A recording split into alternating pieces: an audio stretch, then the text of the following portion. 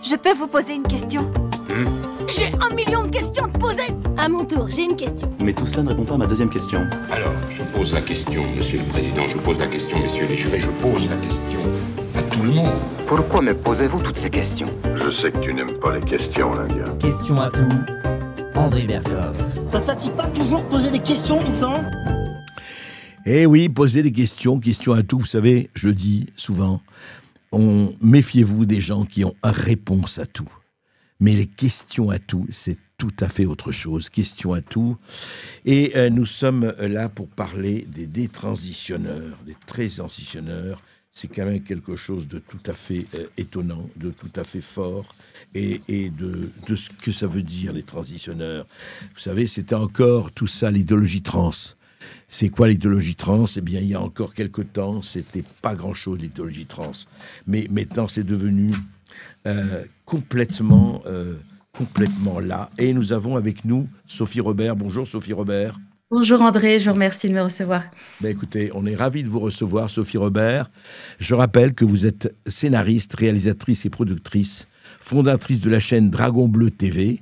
Et vous avez réalisé, j'ai vu une partie de Trans Mauvais Genre, et une épidémie mondiale et le scandale sanitaire, et puis Les loups dans la bergerie, la face cachée du transactivisme, toujours pour Dragon Bleu TV, et le dernier, Des transitionneurs, une tragédie européenne. Alors, dites-moi d'abord, peut-être parlons-en, c'est quoi alors, des transitions, donc, si j'ai bien compris, et corrigez-moi si je me trompe, c'est de passer, sa volonté de passer d'un sexe à l'autre, en tout cas de changer de sexe. Et puis, ceux qui, peut-être pour des raisons X et Y, que vous allez nous expliquer, le font, mais peut-être le regrettent et essayent de faire le chemin du retour. Est-ce que c'est ça? Oui, la détransition, vous avez le désistement et la détransition. Mais d'abord, il faut commencer par dire un truc, c'est que un enfant trans, ça n'existe pas. C'est une construction sociale, c'est une construction culturelle qui a été poussée par différents facteurs. Je pourrais développer éventuellement tout à l'heure si vous le souhaitez. Oui. Donc ça n'existe pas, mais il y a une cohorte de jeunes, ça a commencé il y a une dizaine d'années aux États-Unis, dans différents pays d'Europe, et nous, on a eu la vague un petit peu plus récemment, très très forte, il y a 5 ans. De jeunes qui, pour des raisons X et Y, d'autisme, d'homosexualité, de troubles neurodéveloppementaux, de mal-être, et puis avec le confinement et le fait d'être, se sont fait embrigader sur les réseaux sociaux, avec aussi le lobby LGBTQIA+, qui est surtout QIA+, etc. Il y a des mécaniques économiques, culturelles et économiques derrière qui les a embarqués et qui les a poussés vers l'idée, c'était créé ex nihilo, ça n'existe pas un enfant trans, c'est complètement aberrant, et les a poussés à dire, si vous vous sentez mal, vous devez transitionner, et ça va résoudre tous vos problèmes, les problèmes étant autres. Mais alors, attendez, ils regrettent et ils détransitionnent après coup. Alors voilà. non, mais restons d'abord sur la transition, Sophie Robert. C'est important ce que vous avez dit. C'est-à-dire qu'au fond, parce que ça concerne énormément de gens, y compris des personnes qui n'ont pas d'enfants, qui se sentent mal dans leur peau. Comment est arrivé le fait qu'un enfant qui se sent pas bien pour des raisons X et Y, qui a des problèmes de mal-être, qui a des problèmes d'existence, etc., qui n'a pas eu des questions et des interrogations dans son enfance? Qui et comment ça se fait, et que des gens viennent nous dire oui, mais c'est parce qu'au fond, tu te sens beaucoup plus fille, ou ils peuvent d'ailleurs pour se sentir beaucoup plus filles que garçons eux-mêmes, mais qu'on les pousse à dire il y a quelque chose à faire, parce que ils ont été influencés, on les a poussés un peu à Totalement. C'est une influence. Alors, il faut que je reparte sur l'origine. Allez-y.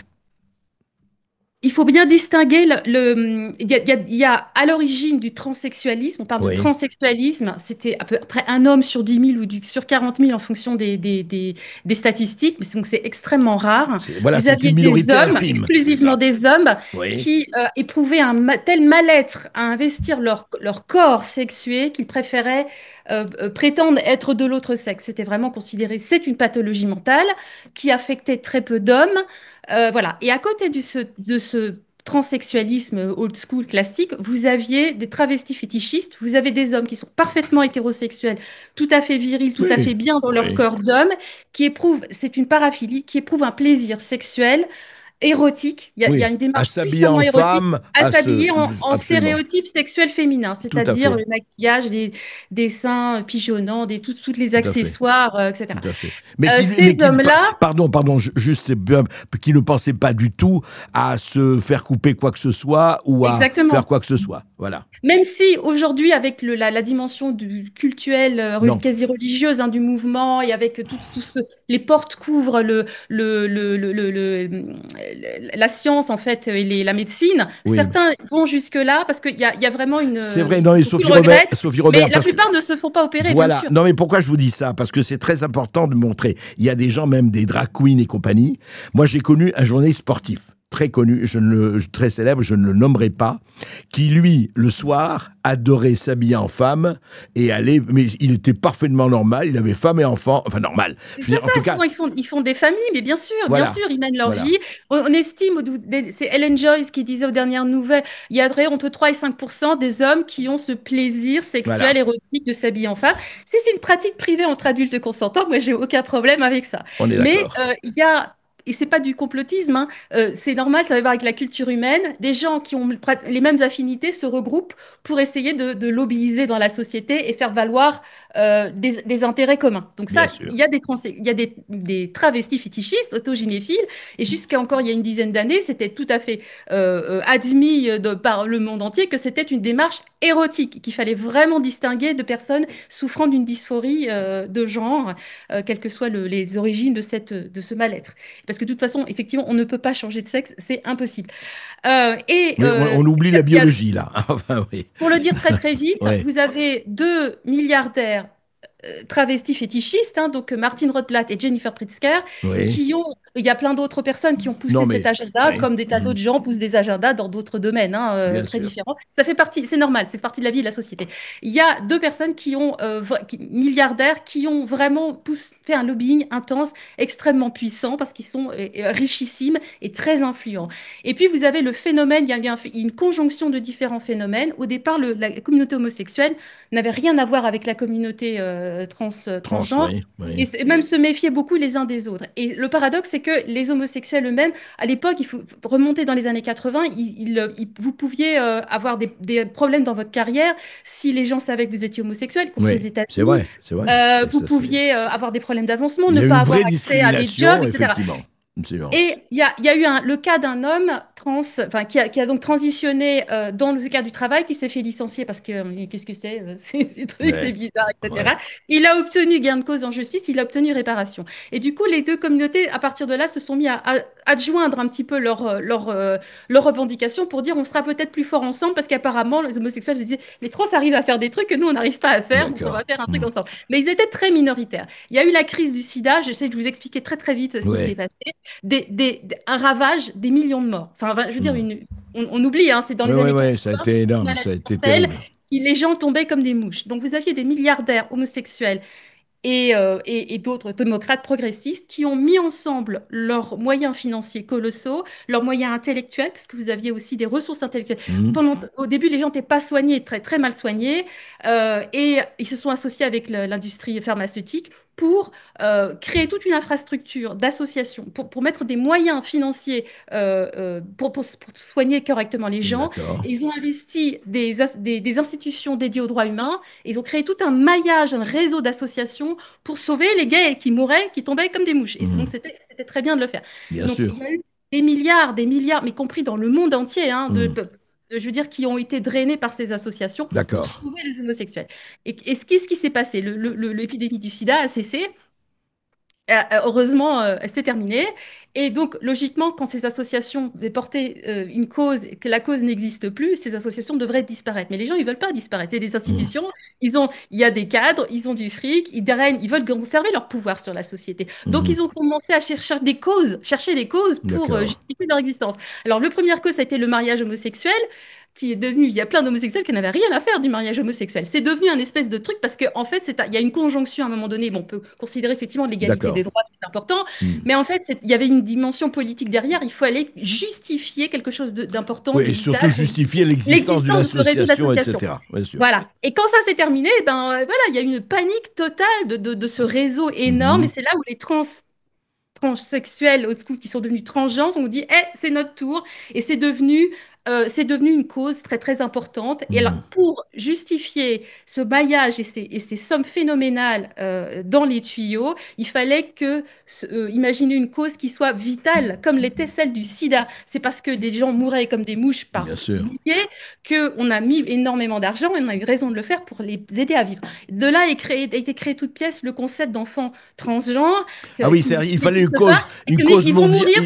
Attendez, Sophie Robert, il fallait une cause mondiale pour peut-être aussi important pour mobiliser les gens, c'est ça. C'est ça, et c'est vital, et si vous mégenrez, les gens vont mourir, et si vous n'êtes pas transitionné, les gens vont mourir. Les enfants n'ont pas le droit de se faire tatouer avant 18 ans, ni évidemment de boire, de se droguer, de se conduire, mais par contre, ils peuvent décider à 3 ans qu'ils sont de l'autre sexe, et si on ne les aide pas, si on ne les pousse pas, ils vont mourir. Ce que les parents entendent des professionnels de santé, c'est il vaut mieux avoir une fille trans qu'un garçon mort, ou l'inverse. Enfin, c'est vraiment, c'est l'idée que c'est une cause vitale. Ça a été poussé parce que ça a permis aussi à peu près vers l'association d'avoir une cause qui justifie des financements. Vers quand cette cause-là est devenue frontale, enfin a été poussée en avant? À peu près vers quelle année? Il y a une dizaine d'années. C'était juste après le mariage gay, juste après la cause du mariage gay. Donc ils ont commencé à s'associer ensemble, en fait, et à chaque fois qu'il y avait des causes. Après le sida, après l'épidémie du sida, il fallait trouver des causes pour améliorer la position des homosexuels. Alors que franchement, en Occident, ça va, hein, franchement, ça fait. J'ai interviewé le professeur Robert Wintemut. C'est franchement la situation. On peut toujours être lapidé, mourir ou aller en prison si on est un homosexuel au Bangladesh ou au Congo ou etc. Par contre, en Occident, franchement, tout va bien. Ou en Afghanistan ou ailleurs, bien sûr. Voilà, mais pour revenir, alors revenons à ça. Donc la cause est devenue une cause nationale, elle a été très poussée, et donc aujourd'hui, pour revenir, qu'est-ce qui fait qu'aujourd'hui, par exemple, il y a en France ou ailleurs des gens qui peuvent dire et qui disent aux parents ce que vous venez de dire, mieux vaut un enfant trans qu'un enfant mort, et ça continue à se répandre, ça continue à être très influent? Oui, avec le DIY, diversité et inclusion, oui. C'est venu d'en haut en fait. C'est venu de ce réseau d'associations extrêmement bien financées. Il y a eu tout un réseau de milliardaires et puis d'institutions qui ont mis un paquet de fric là-dedans pour faire du lobbying, ce que vous décriviez tout à l'heure, auprès de France Télévisions, mais partout. Ça c'est décidé au niveau de la par des fonctionnaires de la Commission européenne en fait, qui viennent proposer au vote des MEPs, des parlementaires européens. Et c'est aussi par le biais des fonds de pension dans les grandes entreprises internationales, en fait, américaines, françaises. Et bien sûr, ça vient à l'école. Donc, alors, ça vient à l'école, Sophie Robert, ça vient à l'école, on l'a vu. Roxane Espadin nous a envoyé, nous a montré, on va les montrer, regardez ces captures d'écran, webinaire par exemple, l'Outrance, l'Université de Lille. L'objectif est d'aborder les enjeux sociaux, politiques et sanitaires au cours des transidentités et donner les clés pour faciliter l'accueil des agentes, évidemment trait d'union ES, écriture inclusive, et étudiants ES trans. C'est-à-dire que c'est devenu officiel dans la capture d'écran du bulletin officiel pour une meilleure prise en compte des questions relatives à l'identité de genre en milieu scolaire. Bulletin officiel, capture d'écran, réseau Canopé, comprendre et agir et inclure les élèves transgenres à l'école. C'est devenu totalement officiel, ça, donc, Sophie Robert. C'est vraiment... mais ça s'est imposé par le haut, au niveau de l'Europe et par les grandes institutions dédiées aux droits humains qui, aujourd'hui, sont dédiées aux droits, quasi exclusivement aux droits des personnes transgenres. Et donc, ils ont créé ce concept d'enfant trans comme un bouclier, d'une part, pour justifier, c'est de continuer à garder des milliards, une influence sur la société, mais aussi, ça sert de bouclier pour légitimer le fétichisme, la posture des travestis fétichistes qui ont voulu passer d'une pratique privée d'hommes qui peuvent faire ce qu'ils veulent. Oui, bien sûr. Et à l'extérieur. Parce que lorsque vous obligez la société en fait, si vous considérez que vous avez des enfants transgenres ou des jeunes transgenres, en fait, votre démarche d'adulte qui transitionne à 60 ans et qui se balade dans la rue habillé avec un truc au ras de la touffe et des barésies, ça devient normal, ça devient banal. Enfin, c'est toujours l'idée de sidérer les gens. Et il y a une démarche érotique derrière, parce que vous n'êtes plus dans une pratique privée, vous obligez les autres à vous regarder, à vous. Il y a une démarche profondément exhibitionniste qui est érotique en soi. Oui, mais comment? Oui, attendez, ça c'est très bien. Je veux dire, bon, c'est les prologues érotiques, tout ça, quand on est adulte consentant, chacun fait ce qu'il veut, ça les amuse. Mais comment c'est arrivé au niveau officiel ou que, justement, des universités ou des gens et en Europe et en Amérique et partout et en France disent oui, mais ça c'est très bien, il faut maintenant permettre, en tout cas ne pas s'opposer à ce que votre fils ou votre fille transitionne. Alors, Jennifer Pritzker, qui est un héritier qui est une personne donc transgenre, qui a transitionné vers 60 ans, c'est un des hommes les plus riches d'Amérique. Euh, il a influencé, il y a aussi tout un réseau de milliardaires homosexuels Non, mais alliés, ça, vous tout l'avez ça, dit, oui. il a Vous fait, l'avez dit, oui. mais il a énormément financé. En fait, ces réseaux, en fait, ils ont financé les universités américaines et canadiennes et D'accord. australiennes, etc., mais pour créer des universités dédiées aux genres, en fait. Et ils ont créé tout un bataillon de pseudo-chercheurs, de pseudo-scientifiques, doctorants, pour mettre en cause remettre en question la binarité du sexe humain et voilà, de la sexualité humaine et pour produire du goubli-biblouga, concepto, là, n'importe quoi, et pour venir justement faire du lobbying, en fait. C'est un gigantesque réseau de lobbyistes. Et qui marche bien. Apparemment, très bien il marche pas mal. financé. Il marche bien parce que c'est une source de revenus. Vous avez des hommes qui transitionnent. Il y a quelques femmes aussi qui font la même chose dans l'autre sens, mais vous avez une majorité des porte-paroles sont des hommes qui transitionnent à 40 ans, 50 ans, 60 ans pour certains. Et ils touchent du fric pour faire ce lobbying. C'est une carrière, en fait, pour certains d'entre eux qui étaient des nobody complets. On leur déroule un tapis rouge. Ils ont du fric pour venir faire la propagande. Et le confinement aussi. Le confinement a joué un rôle très important pour les jeunes. La création d'enfants transgenres. Il y a un pic dans la déclaration parce que aujourd'hui, les smartphones, en fait, vous faites entrer des prédateurs dans la chambre de vos gosses, quoi. Des prédateurs. Alors, et ça a été quelque chose de dramatique parce que sur les réseaux sociaux, ça s'est totalement démultiplié et ces prédateurs, ils sont présents au terme d'institutions, mais sur les réseaux sociaux énormément.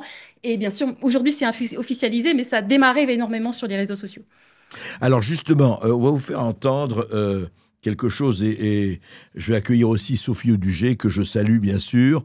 Je vais vous faire entendre aussi donc... Bonjour à tous. Bonjour Sophie. Sophie Robert, je vais vous faire entendre, et Sophie Audugé, les deux Sophie, je vais vous faire entendre un témoignage de Lio Kessler. Lio Kessler, femme voulant devenir homme, justement faisant sa transition. Alors, elle a fait sa transition, et là, on va parler effectivement des détransitionneurs, etc., de ce qui s'est passé de ce point de vue-là.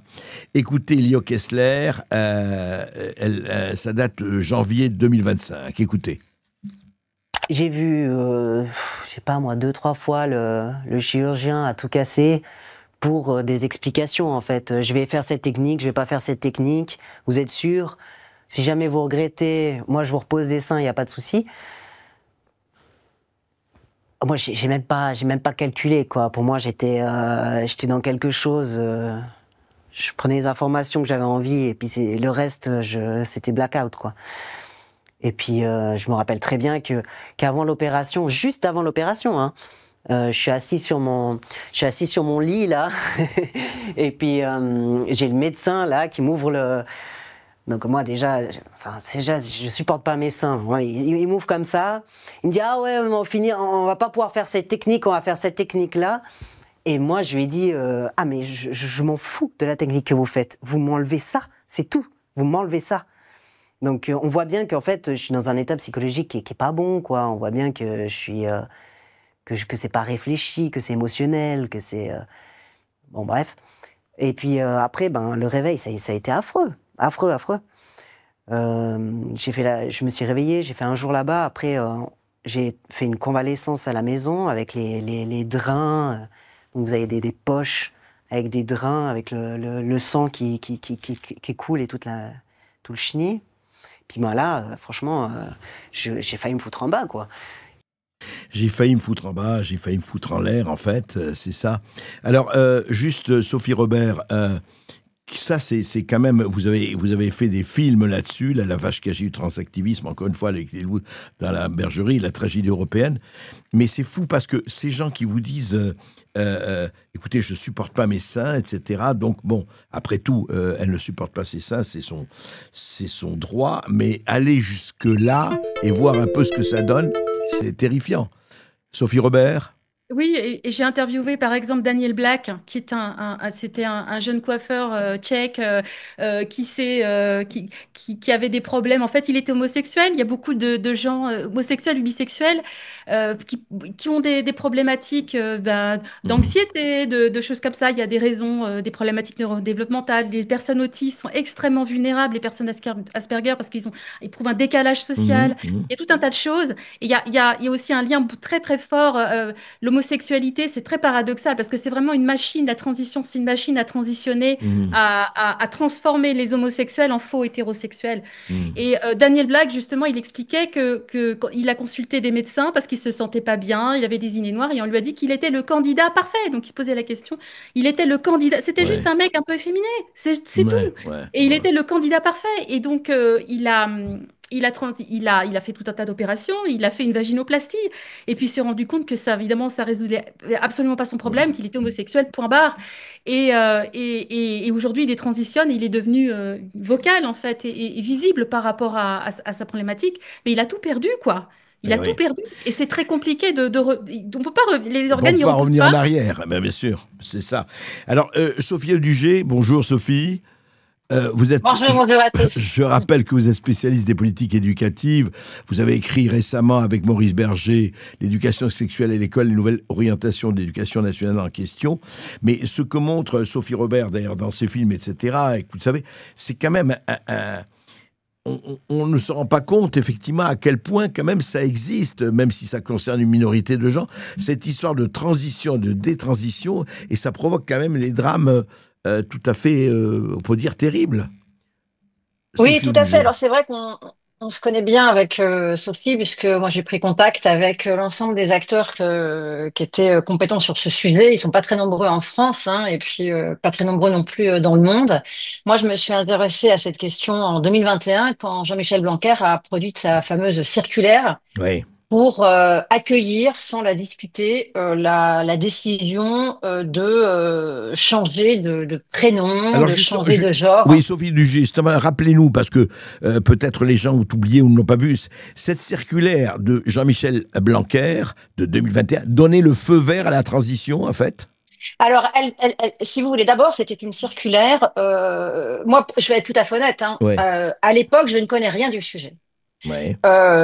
Nous venons de porter, avec SOS Éducation que je dirigeais, une action contre l'écriture inclusive. C'est d'ailleurs intéressant que vous ayez évoqué ce thème en premier entrée.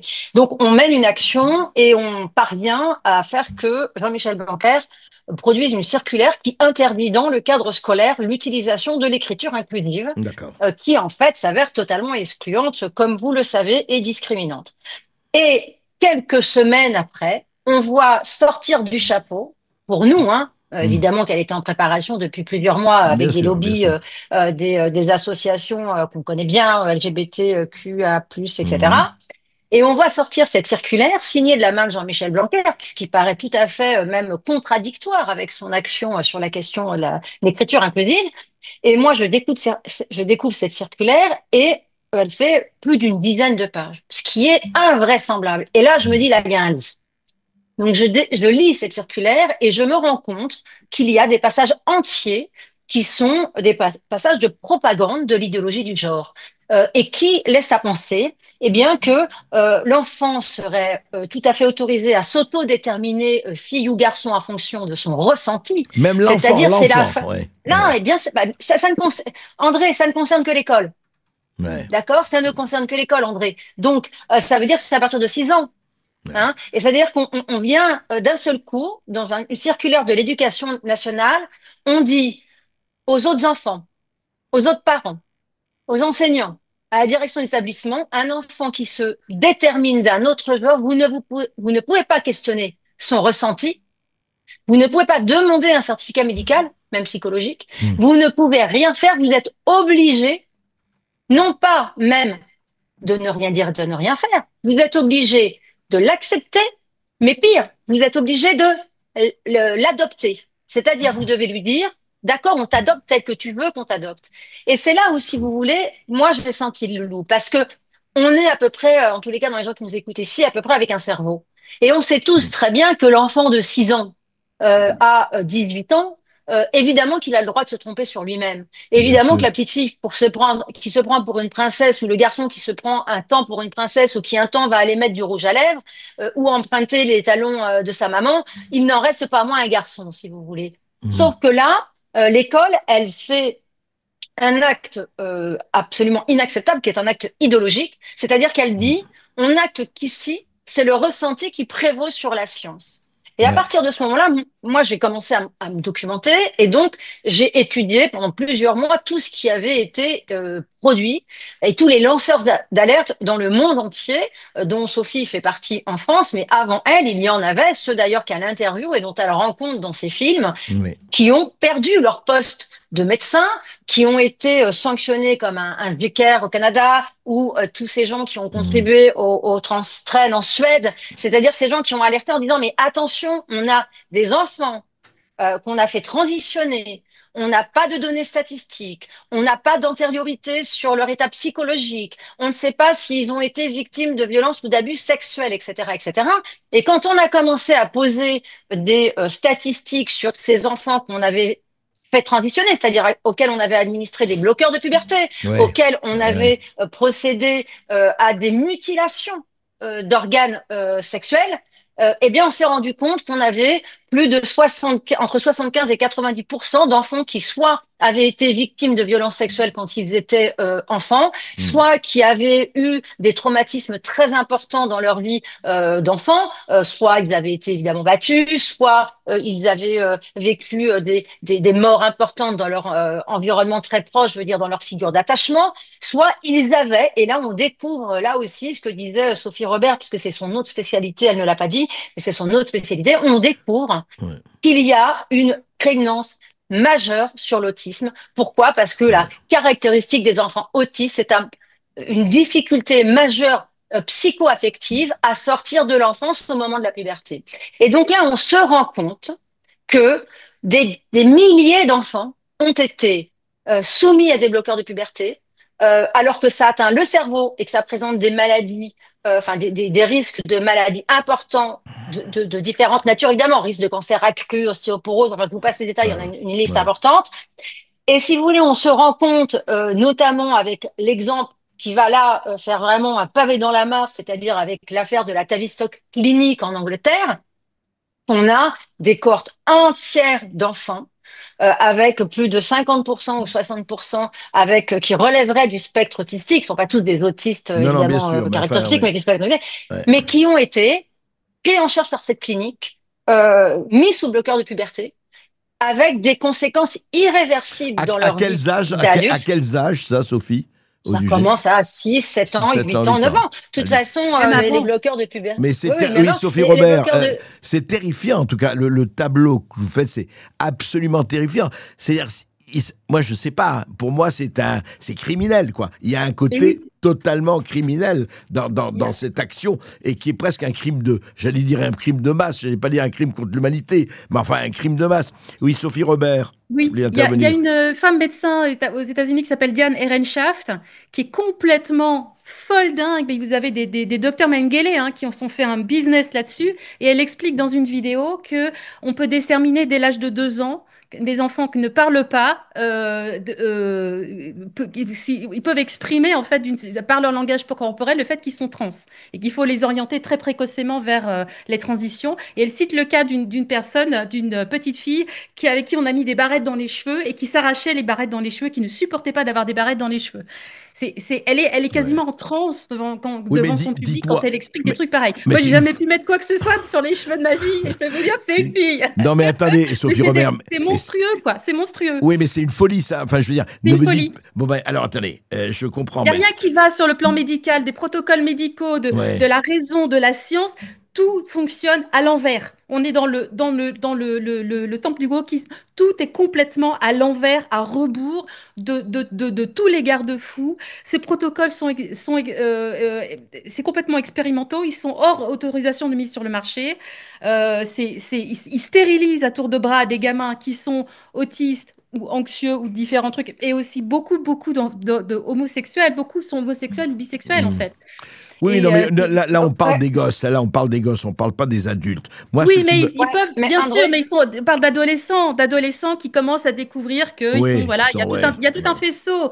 C'est ce qu'avait découvert aussi Anna Barnes. Enfin, je veux dire. Et d'ailleurs, il y a une plus forte proportion de personnes homosexuelles dans la communauté autistique, les Asperger. Donc, les choses peuvent se recouper, en fait. Oui, André, Sophie Audugé, oui. Oui, André, ce que je voulais préciser, qui me semble très important, c'est que, et vous l'avez rappelé à l'instant, André, c'est-à-dire qu'en fait, la question ne porte pas sur les adultes. C'est très important que les gens qui nous écoutent sachent qu'on sait tous qu'il y a toujours eu une part infime. D'ailleurs, c'est comme ça que vous avez engagé la conversation, André, en disant qu'il y a une part infime de personnes qui ne se sentent pas habiter leur propre corps. Absolument. Ça a toujours été. Oui, oui. Par contre, ça a été depuis l'Antiquité, depuis toujours. Oui. Absolument. Par contre, ce qu'on faisait. Non, on va revenir dessus, Sophie, mais juste, je veux juste quand même. Non, mais ce que je veux dire, qui me semble très important, c'est que ce qu'on faisait avant, c'est-à-dire comment dire, pour moi, il y a quelque chose qui est extrêmement grave qui se produit ici et qui constitue quand même un élément qui peut s'approcher d'un infanticide. C'est-à-dire que on nie la caractéristique propre à l'enfant en développement en le faisant transitionner tôt. Et ça, c'est très grave parce que dans l'histoire, on l'a jamais fait. C'est-à-dire qu'avant, ce qu'on faisait, si vous voulez, c'est que on accompagnait ces enfants qui avaient une souffrance véritable. Hein. On leur expliquait on pouvait faire des choses, mais que ça allait quand même conditionner leur vie d'adulte jusqu'à la fin de leur vie, parce que c'est prendre des médicaments toute la vie, c'est-à-dire engraisser de l'industrie pharmaceutique et l'industrie de la chirurgie, et donc qu'ils auraient également des conséquences importantes, c'est-à-dire qu'ils seraient stériles, ils ne pourraient jamais avoir d'enfants, ils auraient des risques de mort prématurée, etc. Donc, ce qui se faisait à ce moment-là, c'est qu'il y avait un accompagnement psychologique qui était prioritaire à tout, qui accompagnait les enfants jusqu'à ce qu'ils passent largement la puberté, souvent qu'ils aient des premières expériences sexuelles qui allaient leur confirmer ou pas si la souffrance était toujours aussi importante, etc. Et à partir de ce moment-là, qu'est-ce qu'on constate dans l'histoire? Les personnes transitionnaient autour de 30 ans. Donc on voit bien, si vous voulez, qu'ils avaient déjà eu une partie de leur vie, une expérience de vie sexuelle, et que c'était bien en pleine conscience et en plein discernement de ce à quoi ils allaient, de ce qu'ils allaient perdre. C'est la question de conscience, de la responsabilité de l'adulte, de discernement. Et de discernement, c'est-à-dire quand on parle de discernement, on se dit décider avec discernement, c'est être capable de choisir et de savoir à quoi on consent de perdre. Et ce qui me semble également très important de dire ici, c'est que l'idéologie a été tellement forte, avec des fonds financiers tellement gigantesques. Oui, Sophie Robert l'a dit, oui. Voilà, on a construit, si vous voulez, un discours qui, et il faut le reconnaître, est extrêmement, attractif. Séduisant. C'est-à-dire que si on est une jeune fille de 9, 10, 12 ans aujourd'hui qui préfère jouer avec les garçons, monter aux arbres, etc., même s'ils sont malheureusement trop sur les écrans, mais enfin bon, imaginons qu'elle a envie de plus être avec des garçons et qu'on lui dit, écoute, si t'es mieux avec ce groupe-là, il n'y a pas de problème, tu peux changer ton genre et il n'y a pas de souci. Mais on comprend qu'elle se dise, bah oui, moi je préfère parce que les filles elles m'ennuient, parce que il y a sans arrêt des histoires, parce que j'ai pas envie d'avoir des seins, parce que j'ai peur qu'on porte sur moi un regard sexuel. Il y a des jeunes filles aujourd'hui qui vont choisir de devenir des garçons uniquement parce qu'elles sont terrorisées à l'idée soit d'être des femmes, soit d'avoir leur corps qui se sexualise. Et là, à ce moment-là, plutôt que de leur dire, écoute, on va t'aider à être une fille, on va t'aider à être une femme, on va te dire que tu peux être une femme avec un garçon et tu peux être une femme qui passe tout son temps avec des garçons, c'est pas un problème. Au lieu de lui dire ça, on lui dit, si t'es pas bien dans ton corps de fille, c'est sans doute que tu es un garçon. Et c'est là où c'est excessivement grave. Alors justement, Sophie Robert, je voudrais revenir à vos films et je voudrais voir. Il y a deux questions que je voudrais vous poser, d'ailleurs à toutes les deux. Mais Sophie Robert, d'abord, qu'est-ce que vous ont appris à vous déjà vos films, Les loups dans la bergerie, La face cachée du transactivisme? Bon, on a parlé de la puissance des lobbies, on a parlé effectivement je dirais, du conditionnement psychologique, etc.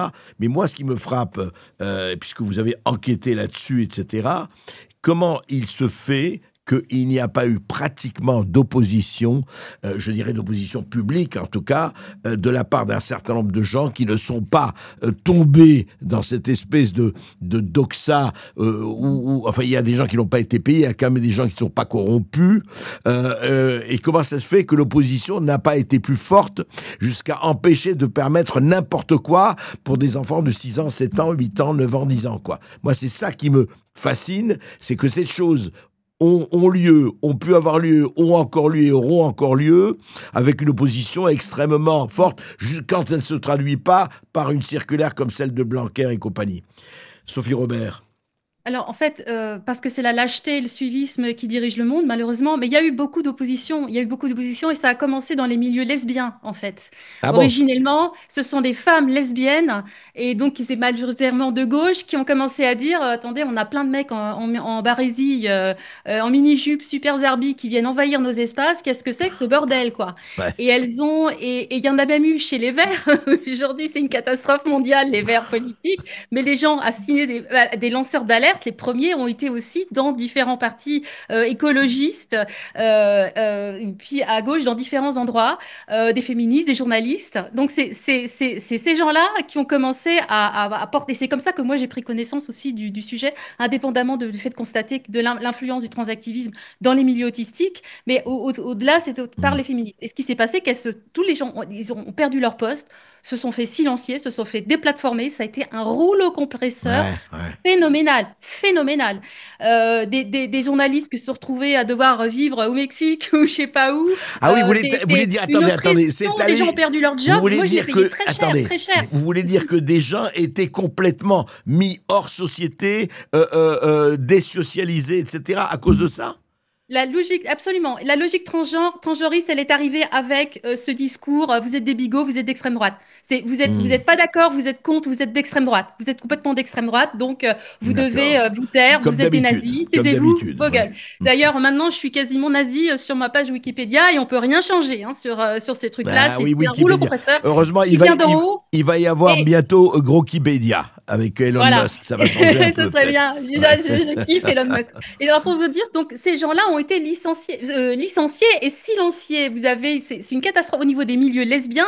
Il y a une ancienne MEP qui est lesbienne qui a créé l'Athéna Forum pour contrer justement ce genre de trucs. Mais ça a été un ravage. Et j'observais des hommes homosexuels aux États-Unis, en Angleterre, disant si on avait écouté nos consoeurs lesbiennes plus tôt, on n'en serait pas arrivé là. On pensait qu'elles avaient des problèmes avec certaines personnes. Et en fait, non, elles nous ont alertés les premières. Ces gens-là ont été complètement effacé. Donc, l'information ne vient pas vers les médias mainstream.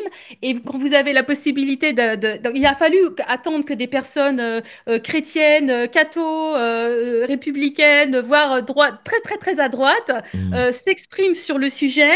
Mais en même temps, ces gens qui sont très, très à droite, ils ne seront pas du tout intéressés à venir écouter, parler aux personnes qui étaient à gauche, parce que c'est vraiment des gens qui étaient dans les milieux féministes, lesbiens, tout ça, qui ont commencé à alerter sur vous voulez dire que l'opposition est venue des milieux lesbiens, féministes et autres, etc. Voilà. Et donc, alors moi, ce qui me fascine aussi, c'est le silence des autorités, ou le silence complaisant des autorités politiques. Ça vient d'en haut, ça vient même pas des députés européens, c'est des politiques publiques qui sont décidées par des commissaires, par des fonctionnaires de l'Europe, et qui appliquent des projets c'est vraiment une internationale transgenriste. Parce qu'il était financé par des milliardaires, je vous assure. Alors, oui, Sophie, il faut quand même il faut quand même préciser, par exemple, je parlais de Kenneth Zucker au Canada. Lui, il a été licencié ça a été le premier lanceur d'alerte, c'est le premier à être licencié, un professeur de psychologie renommé, qui a d'ailleurs levé un certain nombre de réactions de ses homologues dans le monde entier, puisque c'est le premier qui a fait les frais, sous le gouvernement Trudeau, on va être très clair, du fait qu'il ait dit attention, on est en train de faire des choses qui sont très discutables au niveau de la science, on est des médecins, et il faut arrêter. Et donc, lui, il s'est fait carrément dégager, il a perdu son poste, il a plus été payé, etc. Ensuite, en France, franchement, André, ça va pas vous étonner, mais évidemment, on sait l'influence de l'Europe, on sait ces traités internationaux, on sait que l'ensemble des associations LGBTQIA+, sont ultra subventionnés par des Américains dont Sophie a déjà parlé, et ils ont complètement infiltré évidemment l'ONU, évidemment l'Organisation mondiale de la santé, et donc tout ce qui sort de ces structures-là, de ces rapports-là, viennent d'une orientation idéologique. Mais on peut parler aussi de nos députés. Désolée, Sophie, quand même, parce que repensons quand même à Roselyne Bachelot, qui a dépathologisé la dysphorie de genre en 2009. Si vous voulez, en France, c'est elle qui l'a porté cette loi pour la dépathologiser. Et c'est donc un parti de droite. Et pourquoi ils ont fait ça? Attendez, Sophie Audugé, rappelez juste la dysphorie de genre. La dysphorie de genre, c'est exactement le fait de ce qu'on évoquait tout à l'heure, André, c'est-à-dire d'une personne qui a le sentiment que le sexe qu'elle porte, son sexe biologique, donc féminin par exemple, ne correspond pas à son être profond. Psychique. À son être profond. À son psychique profond. Donc, pendant longtemps, si vous voulez, c'était considéré comme une pathologie, ce qui faisait que la première réaction était l'accompagnement en psychothérapie pour justement accompagner sur le long terme.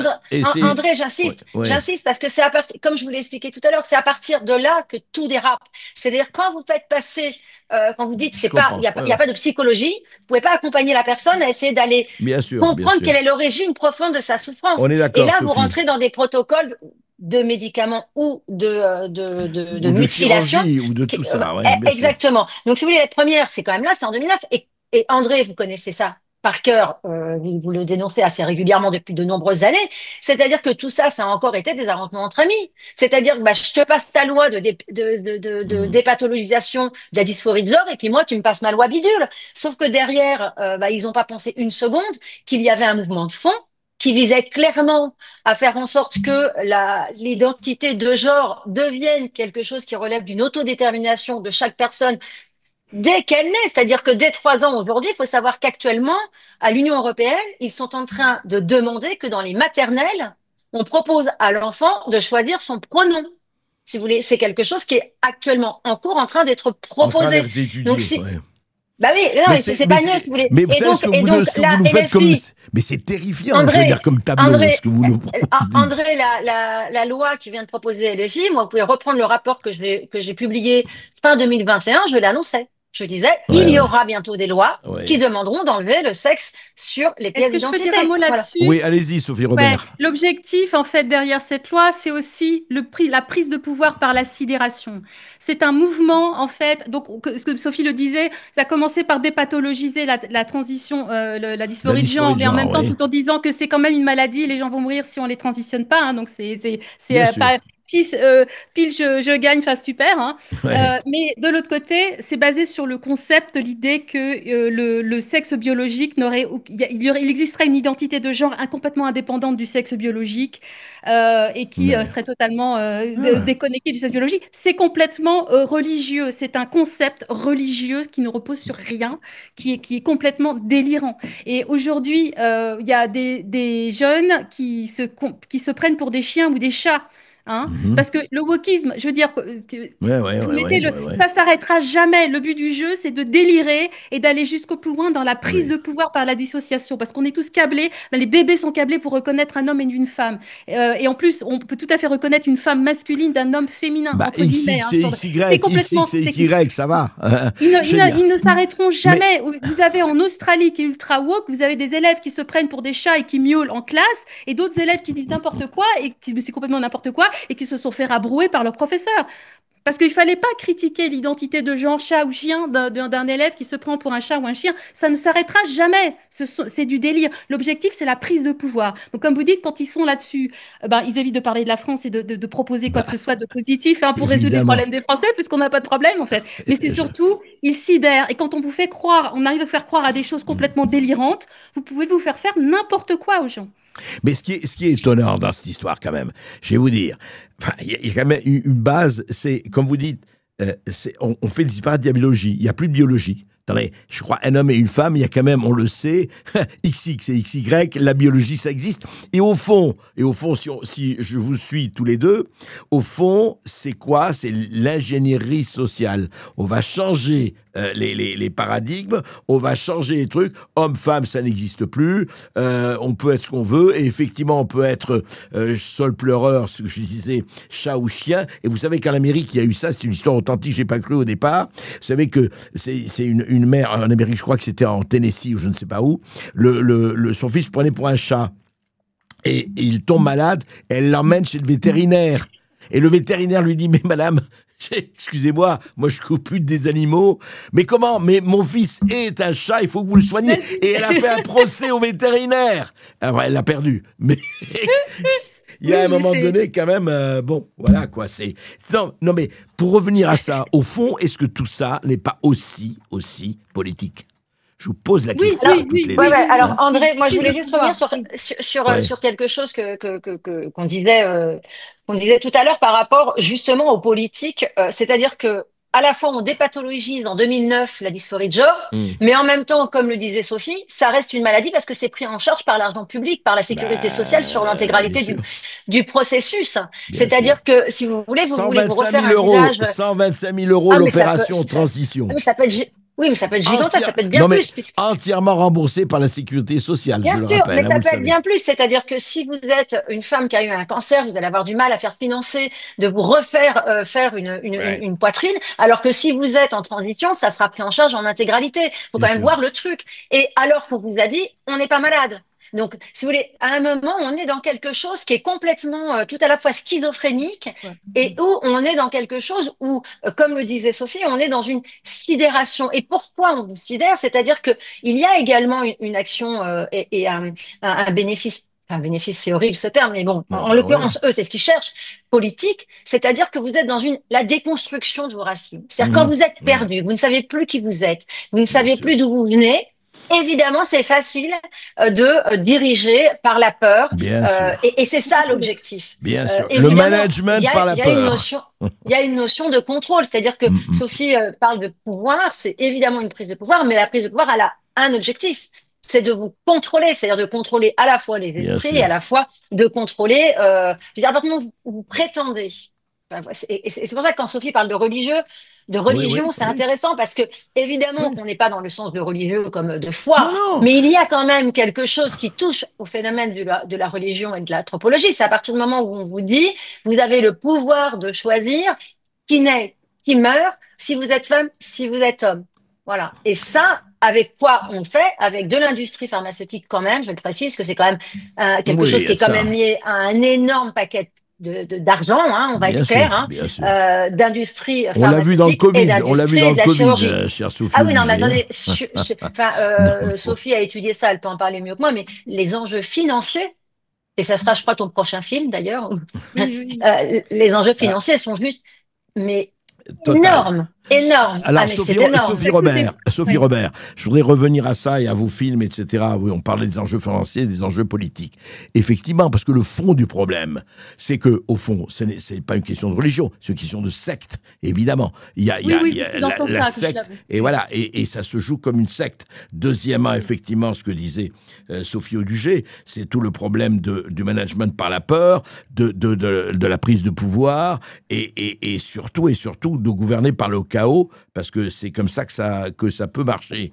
Mais au fond, aujourd'hui, il y a quand même, je voudrais finir sur une note non pas positive, non pas optimiste, béate, mais quand même, il y a vous, il y a beaucoup d'autres personnes, il y a quand même des mouvements d'opposition. Aujourd'hui, il y a des gens, regardez aux États-Unis, avec Robert Kennedy et compagnie, enfin, ils sont en train de réagir, Sophie Robert.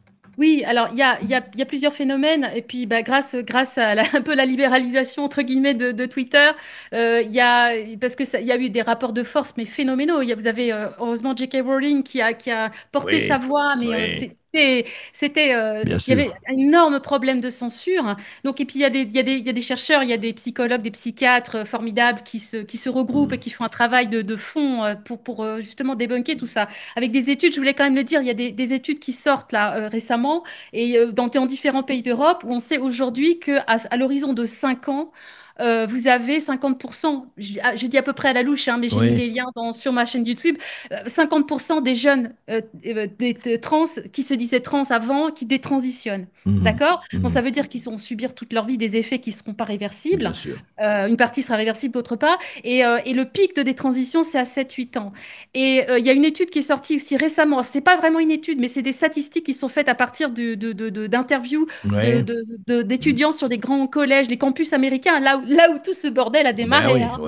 Et en fait, ils disent qu'il y a une chute énorme. C'est plus du tout trendy d'être trans aujourd'hui. C'est en train de chuter de manière... voilà. Merci. Ils sont en train de passer à autre chose. Merci. Écoutez, voilà. C'est heureusement qu'il y a toujours le balancier. Il y a un retour de balancier, et heureusement. Mais c'est très bien, et merci de dénoncer tout cela. Vous, dans vos films, Sophie Robert, vous, dans vos écrits, Sophie Audugé. En tout cas, on continuera d'en parler. Mais c'est vrai qu'il faut savoir ça. Il faut savoir, c'est inadmissible, c'est scandaleux. Mais c'est plus scandaleux, c'est criminel quand on dit laissez vos enfants à 3, 6 ans, 7 ans, 8 ans de choisir ce qu'ils veulent, et surtout n'intervenez pas, et surtout vous avez interdiction d'interdire. Là, il y a un vrai problème qui est posé. Ce ne sont plus des responsables, ce sont des irresponsables dans une société sans sanction, et ça c'est grave. Merci aux deux Sophie. Merci à vous André, de nous avoir reçus. Berkoff sur le vif, André Berkoff.